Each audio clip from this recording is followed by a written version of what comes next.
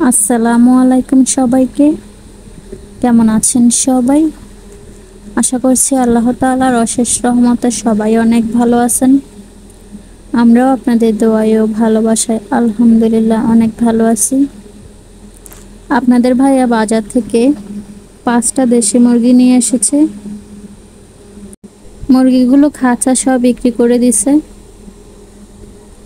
কোরবানির আগে নাকি আর গরুর মাংস খাবে না, তাই এই মুরগিগুলো নিয়ে এসেছে। মুখে এক কথা, কাজে আরেক কথা। গরুর মাংস ছাড়া তার চলে না। মুরগি আনার পর দিন আবার গরুর মাংস নিয়ে আসছে।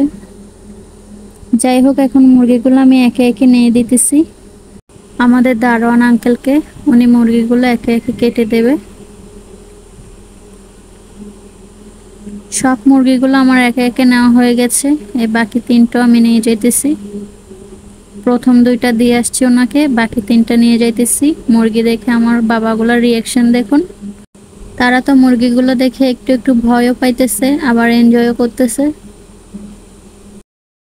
সবগুলো মুরগি কাটার পর এই তো খুব ভালো করে পরিষ্কার করে নিয়েছি। আজকে একটা মুরগি দিয়ে রোস্ট রান্না করব, বাকিগুলো রেখে দেব। যারা ইউটিউব থেকে ভিডিওটি দেখবেন, চ্যানেলটা সাবস্ক্রাইব করে আমার পাশেই থেকে যাবেন। সবাই একটি লাইক দিয়ে ভিডিওটি প্রথম থেকে শেষ পর্যন্ত কন্টিনিউ করবেন। তো মাংসগুলো আমি কেটে কুটে পানি দিয়ে পরিষ্কার করে ধুয়ে নিয়েছি। এখন আমি মাংসের গায়ে দিয়ে দিলাম লবণ। এরপর হলুদের গুঁড়ো দিয়ে মাংসটা খুব ভালো করে মাখিয়ে নেব। এখন কড়াইয়ে দিয়ে দিলাম সয়াবিন তেল। তেল খুব ভালো করে গরম হয়ে গেছে। এখন আমি মাংসের পিসগুলো একে একে তেলে দিয়ে দিলাম। মাংসগুলোকে প্রথম আমি ভেজে নেব।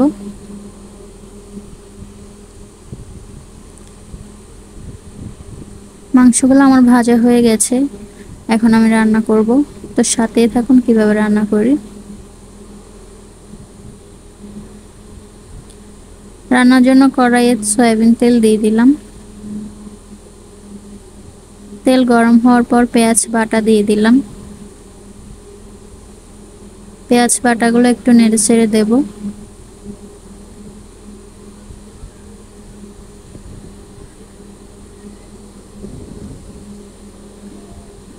এরপর একে একে দিয়ে দিলাম বাদাম বাটা, সরিষা বাটা, রসুন বাটা, আদা বাটা,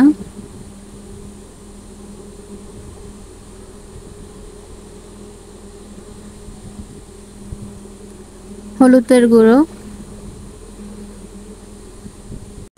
লবণ দিয়ে দিলাম। এরপর মশলাটা খুব ভালো করে নেড়ে ছেড়ে দেব।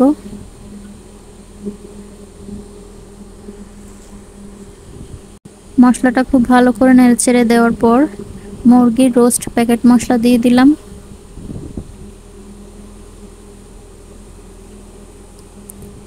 এরপর সামান্য পানি দিয়ে দিলাম। এখন আমি খুব ভালো করে নেড়ে ছেড়ে দিয়ে মশলাটা বেশ কিছুক্ষণ কষিয়ে নেব। মশলা খুব ভালো করে কষানো হয়ে গেছে। এখন আমি ভেজে রাখা মুরগির মাংসগুলো দিয়ে দিলাম। মাংসগুলো আমি নেড়ে ছেড়ে দিয়ে কিছুক্ষণ কষিয়ে নেব।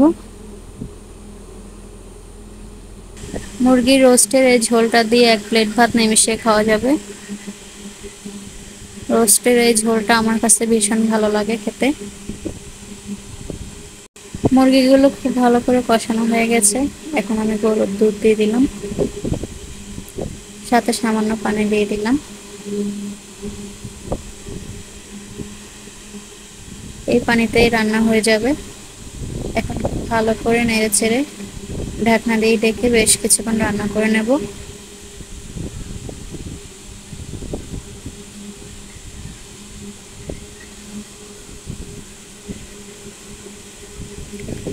বেশ কিছুক্ষণ পর ঢাকনা খুলে একবার দেখে নেব।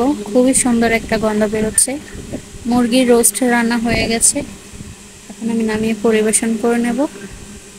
সবশেষে দেখুন একবার মুরগির রোস্ট রেসিপিটা কেমন লাগছে কমেন্ট করে অবশ্যই জানাবেন। ভালো লাগলে একটি লাইক অবশ্যই দিবেন। ভিডিওটি ভালো লাগলে লাইক কমেন্ট শেয়ার করে পাশে থাকবেন। তো আজকে এই পর্যন্ত, সবাই ভালো থাকবেন, সুস্থ থাকবেন, আল্লাহ হাফেজ।